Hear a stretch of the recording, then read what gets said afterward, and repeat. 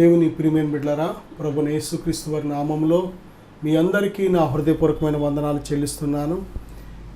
ఈరోజు దేవుని వాక్యాంశము బహుగా ఫలించుడి. బిడ్డలారా, దేవుని యొక్క వాక్యాన్ని ధ్యానించే ముందుగా దేవుని ఆత్మ సహాయాన్ని తీసుకుందాం, ప్రార్థన చేద్దాం. ప్రభువా, ఈ వాక్యాన్ని ఆలకిస్తున్న ప్రతి బిడ్డను ఇప్పుడే మీ స్వాధీనపరచుకోండి, మాట్లాడండి. వినే చెవి, గ్రహించే హృదయం ఇప్పుడే దయచేయండి ప్రభువా. మమ్మల్ని అందరం మీ స్వాధీనపరచుకునమని, ఈ వాక్యం ద్వారా నీ బిడ్డల జీవితాలను దీవించమని, ఆశీర్వదించమని యేసుక్రీస్తు వారి నామములో ప్రార్థిస్తున్నాను తండ్రి, ఆమేన్. దేని బిడ్డలారా, దేవుడు మనము ఫలించాలని దేవుడు కోరుకుంటున్నాడు. ఫలించడం అనే మాట మనం మొక్కల గురించి మాట్లాడుతూ ఉంటాం. ఫలింపు ఎలాగుంది అనే మాట, ఫలించడం అనే మాట మొక్కలకు, పంటలకు వాడుతూ ఉంటాం. కానీ ఇది ఆత్మ సంబంధమైన మంచి గొప్ప అర్థాన్ని ఇచ్చే మాట. దేవాది దేవుడు ఈ భూమి మీద నరులను చేసి వారు ఫలించాలని దేవుడు కోరుతున్నాడు. ఫలించడం అంటే ఏంటి అంటే, ఇక్కడ మనం చూసినట్లయితే దేవుని స్వభావాన్ని ఫలాలతో పోల్చబడింది. ఆత్మ ఫలములు అని 9 ఫలములు మనం చూడగలం. ప్రేమ, సంతోషము, సమాధానము, దీర్ఘశాంతము, దయాళత్వము, విశ్వాసము, సాత్వికము, ఆశా నిగ్రహము అనే గలతీయులకు రాసిన పత్రిక 5వ అధ్యాయం 22వ వచనంలో దేవుని స్వభావం ఫలములతో పోల్చబడింది. ప్రియబిడ్డలారా, మరి ఏ ఫలములు, మరి ఈరోజు వరకు మన జీవితంలో ఏ ఫలములు ఫలించినాయి అంటే, శరీర సంబంధమైన ఫలములు ఫలించాయి. శరీర క్రియలు స్పష్టమై ఉన్నవి అని శరీర క్రియలను ఒక లిస్టుగా అక్కడ మనం చూస్తున్నాం. శరీర క్రియలు, గలతీయులకు రాసిన పత్రిక 5వ అధ్యాయం 19వ వచనం చూస్తే, శరీర కార్యములు స్పష్టమై ఉన్నవి. అవేమనగా జారత్వము, అపవిత్రత, కాముకత్వము, విగ్రహారాధన, అభిచారము, ద్వేషములు, కలహము, మత్సరములు, క్రోధములు, కక్షలు, భేదములు, విమతములు, అసూయలు, మత్తతలు, అల్లరితో కూడిన ఆటపాటలు. దేని బిడ్డారా, చూడండి, అనేకమైన కార్యాలు ఇక్కడ శరీర సంబంధమైన కార్యాలు మనం చూస్తున్నాం. ఈ శరీర సంబంధమైన కార్యాలు కానీ మనం చేసినట్లయితే, మనం కలిగి ఉన్నట్లయితే ఏమాత్రము కూడా దేవుని రాజ్యం చేరం. ప్రియబిడ్డారా, శరీర సంబంధులు దేవుని రాజ్యం చేరలేరు. అందుకే దేని బిడ్డారా, బైబిల్ చెప్తుంది, శరీర కార్యాలను చంపడానికే దేవుడు తన పరిశుద్ధాత్మను మనకిచ్చాడు. శరీర సంబంధమైన ఫలాలు మనం ఫలించాం. మనం చదువుకున్న లిస్టు శరీర సంబంధమైన ఫలాలు ఈరోజు వరకు ఒకవేళ ఫలించావేమో, కానీ దేవుడు ఏ ఫలాలు కోరుతున్నాడంటే, నీ నుంచి ఆత్మ సంబంధమైన ఫలాలు కోరుతున్నాడు. ఆత్మ సంబంధమైన ఫలాలు మనం చదువుకున్నాం. ప్రేమ, సంతోషం, సమాధానం, దీర్ఘశాంతం అనే ఆ 9 రకాల ఫలాలతో మాత్రమే మనం జీవించాలి. ప్రియబిడ్డలారా, శరీర సంబంధమైన ఫలాలు మరణానికి నడిపిస్తాయి. దేవుని రాజ్యం ఏమాత్రము మనను చేరనివ్వవు. ప్రియబిడ్డ, మరి పరిశుద్ధ ఆత్మ ఫలాలు మనం ఫలించాలి అంటే ఇక్కడ ఒక విధానం, దేవుని యొక్క ప్రాసెస్ ఒకటి ఉన్నది. దేవుడు మనలను ఫలించుటకు నడిపించే విధానం, ఒక విధానం ఉన్నది. ఆ విధానం ఏమిటంటే చూసినట్లయితే, హోషేయ గ్రంథం 10వ అధ్యాయం 12వ వచనం, అలాగే ప్రసంగి గ్రంథం 11వ అధ్యాయం 6వ వచనం కానీ మనం చూసినట్లయితే, మొట్టమొదటిగా మన జీవితాలు ఫలించాలంటే మనం చేయవలసిన పని ఏంటంటే, విత్తనము వెయ్యాలి. విత్తనం అనేది నువ్వు నాటకుండా ఎప్పటికీ నువ్వు ఫలించలేవు. విత్తనం వెయ్యాలి. దేని బిడ్డారా, విత్తనం అనేది చాలా చాలా ప్రాముఖ్యం. మనం రైతులు చూసినట్లయితే చాలా రకాల విత్తనాల గురించి వారికి తెలుసు. ఏ విత్తనాలు ఎంతకాలం పంట, అలాగే ఎంత దిగుబడి వస్తుంది, ఏ విత్తనాలకు ఎటువంటి ఎరువులు వాడాలి అనే దానికి సంబంధించిన ఆ సబ్జెక్ట్ అంతా కూడా వ్యవసాయం చేసేవారికి చాలా స్పష్టంగా అవగాహనగా ఉంటుంది. దేని బిడ్డారా, అలాగే మన పరలోకపు తండ్రి అయిన దేవుడు వ్యవసాయకుడు. మనం ఫలించడం కోసం దేవుడు మరి ఏం కోరుతున్నాడంటే, మొదటిగా ఆయన విత్తనం, ఆయన వాక్యం అనే విత్తనాన్ని మన హృదయాల్లో నాటాలి. దేని బిడ్డారా, హృదయం ఎలాగుంది కూడా ఒక్కసారి పరిశీలన చేసుకోవాలి. ఎందుకంటే మత్తయి సువార్త 13:23 యోగ్యమైన మంచి మనసుగా ముందు సిద్ధపరచాలి. యోగ్యమైన మంచి మనసుగా మన హృదయాన్ని, మన మనసును సిద్ధపరచుకోవాలి. చూడండి, రైతు విత్తనం వేసే ముందు ఏం చేస్తాడు అంటే నీరు పెట్టి నానబెడతాడు భూమిని. నీరు పెట్టి ఆ యొక్క నేలంతా కూడా మెత్తబడిన తర్వాత ఆ నేలలో ఒకవేళ రాళ్ళు ఉన్నా, కర్రలు ఉన్నా, మొద్దులు ఉన్నా, చెత్త చెదారం ఉన్నా అదంతా కూడా తీసి పడేస్తాడు. అదంతా తీసేసి చక్కటి మెత్తటి నేలగా తయారు చేస్తాడు. దేని బిడ్డారా, బైబిల్ చెబుతుంది మరి దేవుని వాక్యం అనే విత్తనాలు అందరికీ దేవుని వాక్యం, దేవుని సువార్త వినబడుతుంది. కానీ ఎందుకని దేవుని వాక్యం ఫలించట్లేదు?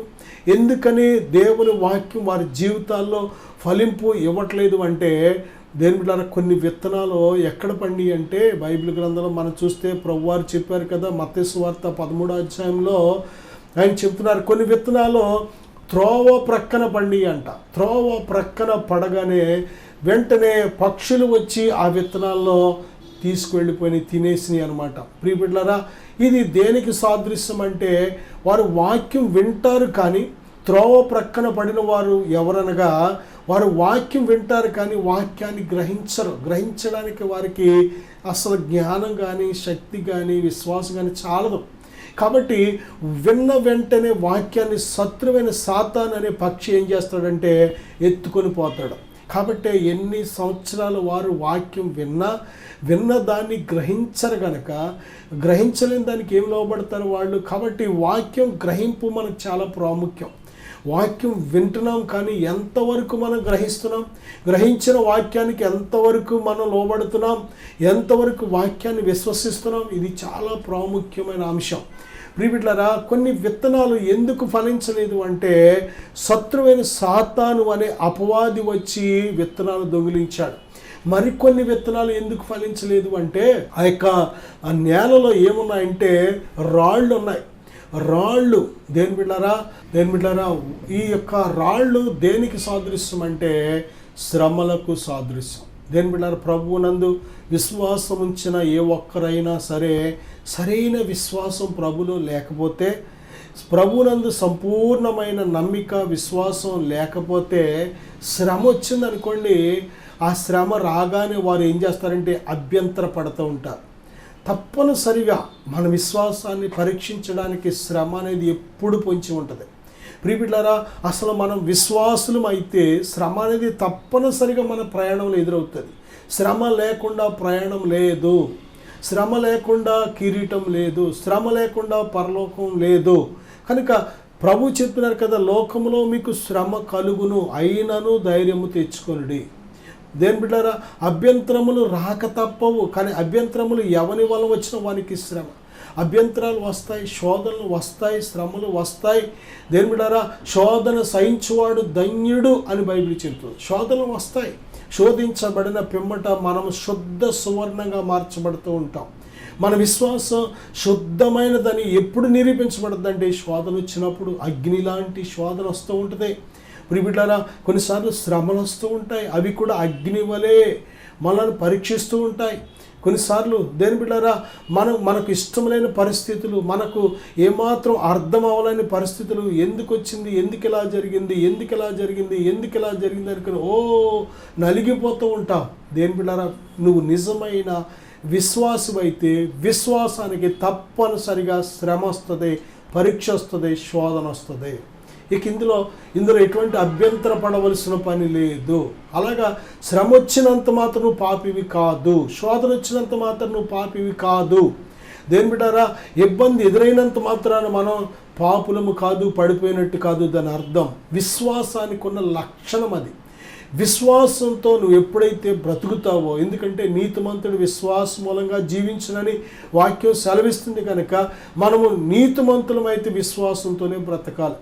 ప్రభువైన యేసుక్రీస్తునందు విశ్వాసం ఇచ్చిన మనం అందరం కూడా ఉచితంగా నీతిమంతులుగా దేవుడు చేశాడు. కనుక ప్రియబిడ్డ, విశ్వాసి నీతిమంతుడు విశ్వాసంతో బ్రతుకుతాడు. కనుక విశ్వాసము చేత నువ్వు బ్రతుకుతున్నప్పుడు, వెలిచూపును బట్టి కాక విశ్వాసము ద్వారా నువ్వు బ్రతుకుతున్నప్పుడు తప్పనిసరిగా నీ విశ్వాసాన్ని ప్రశ్నించే పరిస్థితులు, నీ విశ్వాసాన్ని పరీక్షించే పరిస్థితులు ఎదురవుతూ ఉంటాయి. కాబట్టి ఆ పరిస్థితులు ఎదురైనప్పుడు తప్పనిసరిగా నిలబడాలి.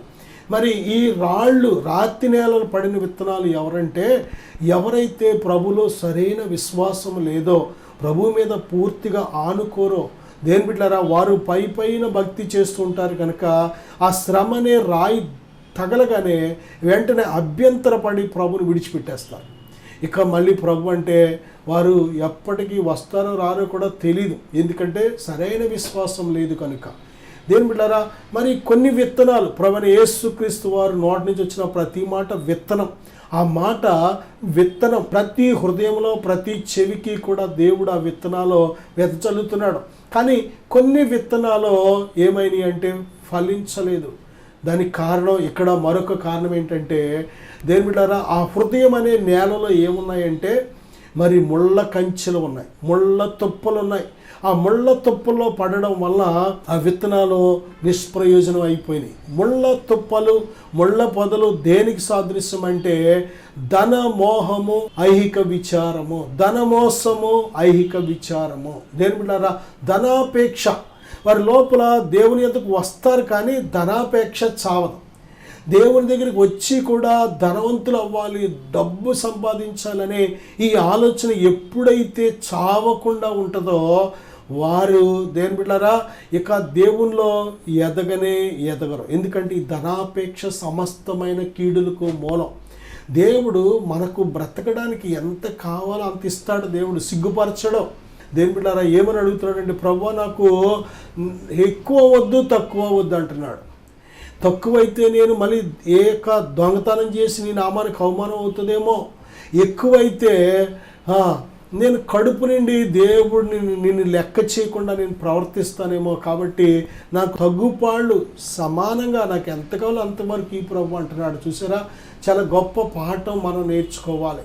దేవుని పిల్లమైన మనము హెచ్చువాటి యందు మనస్సు పెట్టక, దేని బిడ్డారా మనము వేటి మీద మనసు పెట్టాలంటే దేవుని చిత్తానుసారమైన వాటి మీద మనసు పెట్టాలి. ప్రియబిడ్డలారా చూడండి, మన మనసు దేని మీద పెడుతున్నాం?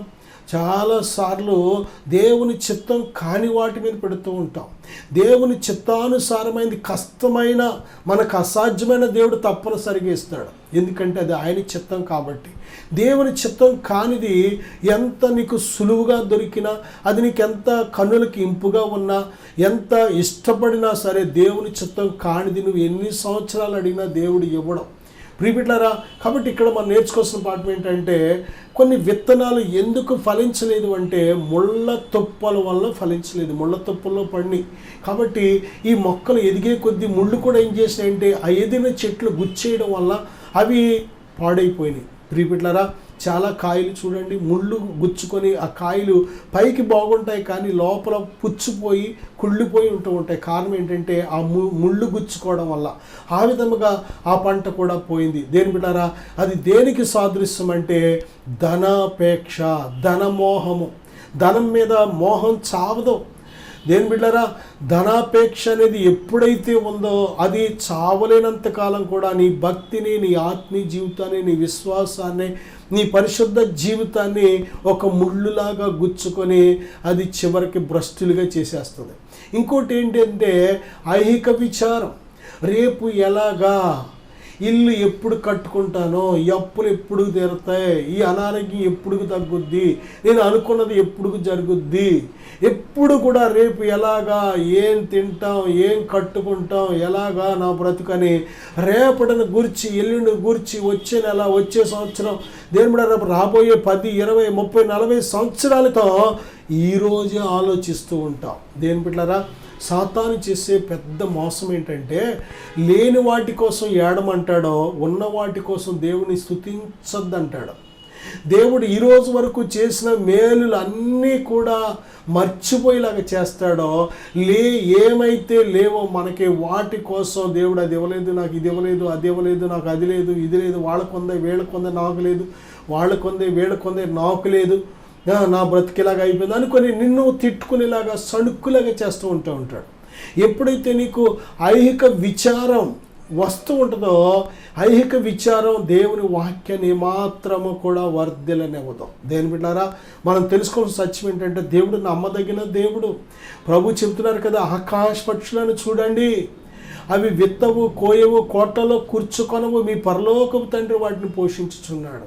అడవి గడ్డి పువ్వులను చూడండి, అవి కష్టపడవు, వడకవు, సొలొమోను సైతము వీటిలో ఒకదాని వలె అలంకరించబడలేదు. నేడుండి రేపు పొయ్యిలో వేయబడు అడవి గడ్డిని ఇలాగూ అలంకరించిన ఎడల అల్ప విశ్వాసులారా, ఎందుకు మీరు సందేహపడుతున్నారు?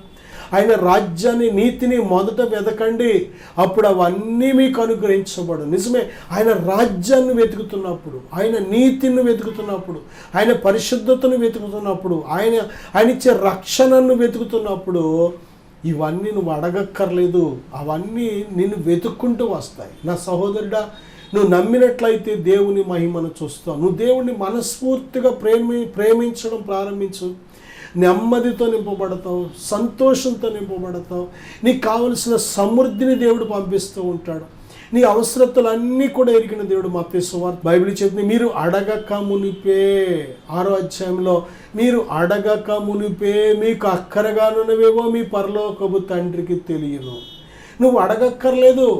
నువ్వు అడగక మునిపే నీకు ఏమి కావాలి? బట్టలు కావాలి, తిండి కావాలి, చదువు కావాలి, ఫీజులు కట్టాలి, అద్దె కట్టాలి, కరెంట్ బిల్ కట్టాలి, లేకపోతే ప్రయాణానికి ఖర్చులు కావాలి, నీ భోజనానికి డబ్బులు కావాలి, నీకు ఆరోగ్యం కావాలి, లేకపోతే నీకు ఏమి కావాలో సమస్తము దేవునికి నువ్వు చెప్పక మునిపే తెలుసు. దేవుని బిడ్డలారా, నిన్ను దేవుడు ప్రతి విషయంలో కూడా ఆయన చిత్తానుసారంగా నిన్ను హెచ్చించే దేవుడు. ఆయన ప్రతి విషయంలో కూడా ఆయన చిత్త ప్రకారం నిన్ను స్టెప్ బై స్టెప్ క్రమముగా దేవుడు ఇస్సాకుని ఎలా దీవించాడంటే క్రమముగా దీవించాడంట. షార్ట్కట్లో కాదు. ఎప్పుడు కూడా సాతాను ఏమంటాడంటే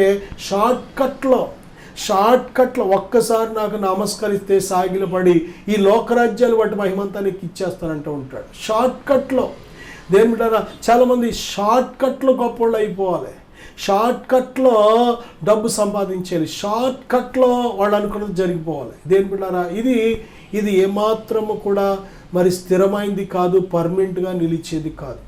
షార్ట్కట్లో అర్ధంతరంగా వస్తుంది, అర్ధంతరంగా పోతుంది. కానీ దేవుడు నిన్ను దీవించడం ప్రారంభిస్తే ఎలా దీవిస్తాడంటే క్రమముగా. నీతిమంతుడికి కలిగినది కొంచెమైనా సరే అది శ్రేష్టమైనది. అది భక్తిహీనుడు కలిగిన విస్తారమైన ధనమున్నా సరే అది ఏమాత్రం వాడికి క్షేమము కాదు. భక్తిహీనునికి మరి వచ్చే వచ్చుబడంట, రాబడి, అది పాపానికి కారణమవుతూ ఉంటుందంట. భక్తిహీనుడికి ఎంత మరి కలిమి వచ్చినా సరే అది ఇంకా వాడి నాశనానికి దారితీస్తుంటుంది. కానీ నీతిమంతునికి కలిగింది కొంచెమైనా సరే దేని బిడ్డ అది సమృద్ధిని దయచేస్తూ ఉంటుంది. నా సహోదరుడా, సహోదరి, ఈ లోకం అంతా మనం సంపాదించేసిన ఈ లోకానికి వచ్చినప్పుడు మనం ఏమీ తీసుకొని రాలేదు. ఈ లోకాన్ని విడిచిపెట్టినప్పుడు ఏమీ మనం పట్టుకు వెళ్ళాం. అంతేకాదు మత్తయి సువార్త 16వ అధ్యాయంలో లోకమంతా సంపాదించినా సరే ప్రాణము పోతే ప్రయోజనం లేదు. ప్రాణం పోతే మనం ప్రయాసపడి నిద్రాహారాలు మానుకొని కష్టపడి చెమటూర్చి ఏమి సంపాదిస్తావో ఈ లోకమంతా ఒక్కటి కూడా మనం పట్టుకు వెళ్ళడానికి వీల్లేదు. దేనికోసం ప్రయాస? నీ హృదయం చాలా ప్రాముఖ్యమైనది. యోగ్యమైన మంచి మనసు అంటే ఇటువంటి ధనాపేక్ష లేకుండా, దేని బిడ్డ లేకపోతే ఐహిక విచారం లేకుండా, అలాగే దేని బిడ్డారా ఎటువంటి అవిశ్వాసము లేకుండా, ప్రియబిడ్డలారా ఎటువంటి నిర్లక్ష్యం లేకుండా ఉంటే అది యోగ్యమైన మంచి మనసు. ప్రియబిడ్డలారా ఆ యొక్క యోగ్యమైన మంచి మనసు అనే నేలలో దేని బిడ్డలారా ఒక రైతు ఆ నేలను సిద్ధపరిచి ఏ విధంగా విత్తనము మొక్క నాటుతాడో ఆ విధంగా దేవుని వాక్యాన్ని మన హృదయంలో చేర్చుకోవాలి. మొదటిగా మన హృదయం అనే నేలను సిద్ధపరచుకోవాలి. రెండవదిగా దేవుని వాక్యం అనే విత్తనాన్ని విత్తాలి. మూడవదిగా చూస్తే యోహాను సువార్త 12:24 గోధుమ గింజ భూమిలో పడి చావాలి. ప్రియబిడ్డలారా చూడండి, మనము ఏదైనా ఒక విత్తనం నాటామనుకోండి, ఒక కొబ్బరికాయ నాటామనుకోండి, కొబ్బరి చెట్టు రావాలని ఆ కొబ్బరికాయ మనం నాటింది రాదు, అది పూర్తిగా చీకిపోయి దాని లోపల నుంచి వస్తుంది కొబ్బరి మొక్క.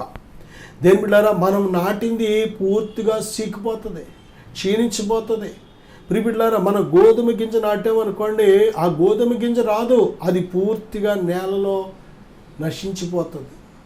అది దాని లోపల ఉన్న ఆ మొక్క స్వభావాన్ని, మొక్క జీవాన్ని, మొక్క ఆ యొక్క పదార్థాన్ని బయటికి ఒక మొక్క రూపంలో చక్కగా అది ఉత్పత్తి చేస్తూ ఉంటుంది. ఆ పైన ఉన్న ఆ గోధుమ గింజ చావకపోతే, ఆ గోధుమ గింజ క్షీణించకపోతే, ఆ గోధుమ గింజ నేలలో నీటిలో చీకకపోతే ఏమాత్రము లోపల ఉన్నది బయటికి రాదు. మనం నాటింది రాదు. దేని బిడ్డారా, మనం నాటిన విత్తనం అక్కడ నేలలో పడి చనిపోవాలి. ఆ లోపల ఉన్నది క్రొత్త జీవాన్ని అది ఉత్పత్తి చేయాలి. దేని ప్రియమైన బిడ్డారా, జాగ్రత్తగా ఆలోచన చేయండి. ఇది దేనికి సాదృశ్యం? చూడండి, ఆ యొక్క గొంగళి పురుగు సీతాకోక చిలుకగా మారుతూ ఉంటుంది. ఇది చక్కటి మనకు అర్థం అవడానికి దేవుడు దాన్ని చేశాడు. దేని బిడ్డారా, ప్రభువైన యేసుక్రీస్తు యొద్దకు రానంత వరకు నీ జీవితం గొంగళి పురుగుగా ఉంటుంది. గొంగళి పురుగు దేని బిడ్డారా చచ్చిపోదు. చచ్చిపోవడం అంటే ఆ యొక్క పైన నూగు, ఆ గొంగళి పురుగు స్వభావం, ఆ గొంగళి పురుగు ఆ కాళ్ళు, చేతులు, ఆ తలకే, ఆ విధానం అంతా మొత్తం కూడా ఏమవుతుందంటే నిర్వీర్యం అయిపోతుంది. అది చనిపోయినట్టు లెక్క. ఇక అందులోంచి ఏమొస్తుందంటే క్రొత్తగా తయారయ్యి సీతాకోక చిలుక వస్తూ ఉంటుంది. అసలు సీతాకోక చిలుకకు గొంగళి పురుగుకి సంబంధమే ఉండదు. ఎందుకంటే గొంగళి పురుగు ఎగిరేది కాదు, గొంగళి పురుగు ప్రాకేది. గొంగళి పురుగు ఆ యొక్క చెట్ల మీద, ఆకుల మీద ప్రాకుతూ బ్రతికేది. అది ప్రియబిడ్డలారా, అది స్పీడ్కి వెళ్ళేది కాదు. కానీ సీతాకోక చిలుక రెక్కలతో ఉంటుంది, అది ఎగిరేది అనమాట. చూసారా, అసలు గొంగళి పురుగు నుంచి సీతాకోక చిలుక రావడం. దేని బిడ్డలారా, క్రైస్తవుడు అంటే సీతాకోక చిలుకగా మారిన నూతన స్వభావం, నూతన సృష్టి వంటి దేవుని మనస్సును ధరించుకున్నవాడు అని అర్థం.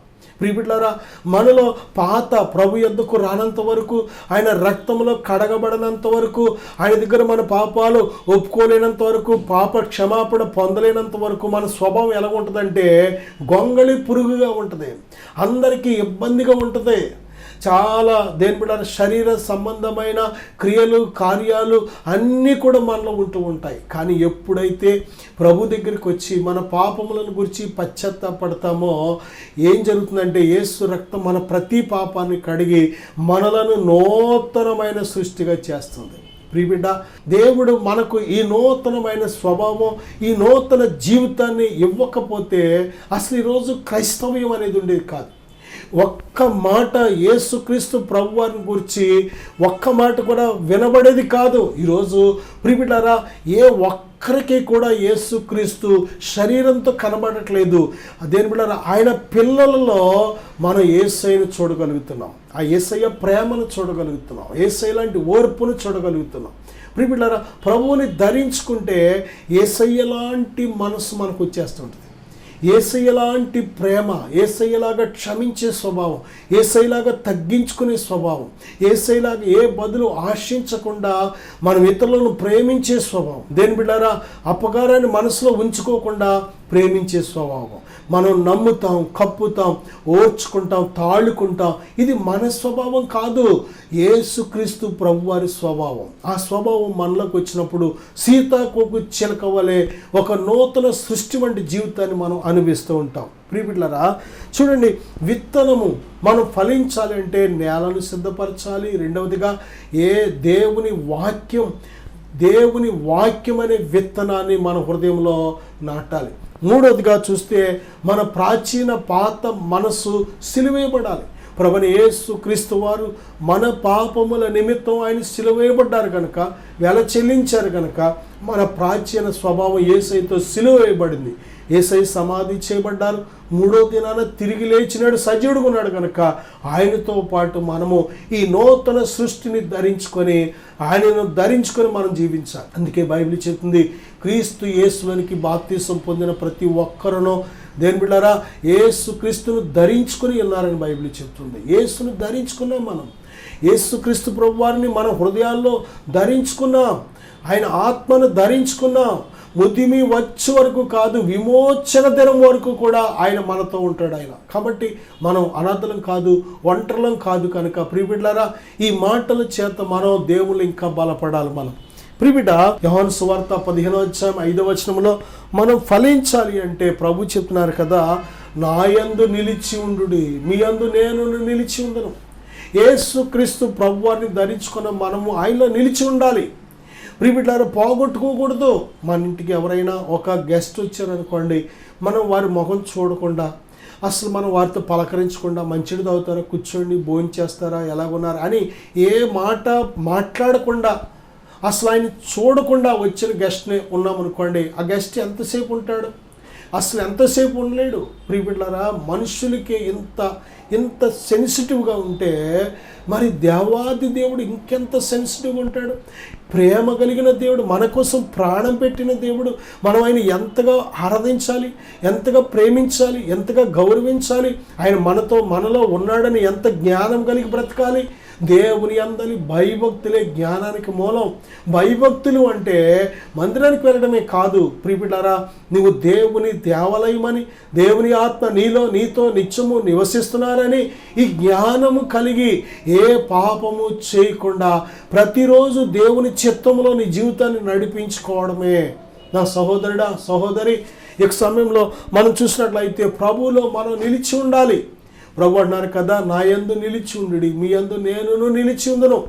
ఎవడు నా యందు నిలిచి ఉందునో, నేను ఎవరి యందు నిలిచి ఉందునో వాడు బహుగా ఫలించును. ప్రియబిడ్డలారా, దేవునితో నిత్యము కంటిన్యూస్గా మనం రిలేషన్ కలిగి ఉండాలి. కంటిన్యూస్గా మనం ఆయనతో సహవాసం చేయాలి. ప్రభుతో దేవుని బిడ్డలారా, హానోకు నడిచాడంట. చూసారా, దేవుని బిడ్డలారా, అబ్రహాం కోసం దేవుడు ఏమంటున్నాడంటే నా స్నేహితుడు అంటున్నాడు. మోషే కోసం ఏమంటున్నాడంటే నా ఇల్లంతటిలో నమ్మకమైన వాడు అంటున్నాడు. ప్రియబిడ్డలారా, మనం దేవునితో సహవాసం చేయడానికి దేవుడు మనకు ధన్యత ఇచ్చాడు. దేవునితో మనం నడవాలి, దేవునితో మాట్లాడాలి, దేవుని ప్రక్కన కూర్చోవాలి. మరియా యేసయ్య పాదాల చెంత కూర్చుంది. ప్రభు ఏమన్నారంటే దానికి మరియ ఉత్తమమైన దాన్ని ఏర్పాటు చేసుకుంది. మార్త అనేకమైన పనుల గురించి విచారం కలిగింది, కానీ అవసరమైంది ఒక్కటే. మన జీవితంలో ఉద్యోగం ఉండవచ్చు, వ్యాపారం బిజీ, లేకపోతే మనుషులు బిజీ, పనులను బిజీ, చుట్టాలు బిజీ, ఫంక్షన్లు బిజీ, ప్రయాణాలు బిజీ, ఎన్నో బిజీలతో ఉంటాం. అనేక సార్లు మరి ఏదో బలహీనత చేత మంచం ఎక్కువ హాస్పిటల్లోనో ఇలాగుంటూ ఉంటాం. ప్రియబిడ్డలారా, ఎన్ని రకాల చేత మనం మన సమయాన్ని ఖర్చు పెట్టినా ప్రభువుతో ఖర్చు పెట్టే మధురమైన క్షణాలు చాలా విలువైనవి. ప్రభుతో గడిపితేనే మనం ఛార్జింగ్ అవుతాం. ప్రభుతో స్నేహం సహవాసం లేని రోజున మనం ఏమాత్రము ఆత్మలో మనం బలవంతులుగా ఉండలేం. ఆత్మ సంబంధమైన ఫలాలు మనం ఫలించలేం. బైబిల్ చెప్తుంది, మారు మనస్సుకు తగిన ఫలాలు మనం ఫలించాలి. పరిశుద్ధాత్మ ఫలాలు మనం ఫలించాలి. నా సహోదరుడా, నీ హృదయాన్ని దేవునికి సమర్పించు. దేవుని ఆత్మ నీలో నివాసం ఉండి నిన్ను బహుగా ఫలింప చేయాలని దేవుడు ఆశపడుతున్నాడు. చిన్న ప్రార్థన చేసుకుందాం. పరిశుద్ధుడా, ఘనమైన తండ్రి, ఇదిగో నీ బిడ్డలమైన మేము ఫలించాలని కోరుతున్నాం నాయన. మారు మనస్సుకు తగిన ఫలాలు మేము ఫలించాలి ప్రభువా. ఇదిగో మీ ఆత్మను ధరించుకున్న మేము మీ ఆత్మ ఫలాలు మేము ఫలించాలి ప్రభువా. నాయన, మీ ఫలాలు ఇదిగో ఈ లోకానికి అవసరం నాయన. ఇదిగో మీ ఫలాలు ఎంతో సువాసన కలిగినవయ్యా. అయ్యా, మీ ఫలాలు ఇదిగో మీ యొక్క క్రీస్తు పరిమళ సువాసన వెదజల్లే ఫలాలు నాయన. అనేకులకు రక్షణకరమైన ఆశీర్వాదకరమైన ఫలాలు నాయన. ఉచితముగా నాయన మీలో మేము నిలిచున్నప్పుడు మేము ఫలిస్తున్నాం. అటువంటి కృప ధన్యత ఇదిగో ప్రతి బిడ్డకు కలుగునుగా కని ప్రార్థిస్తున్నాను.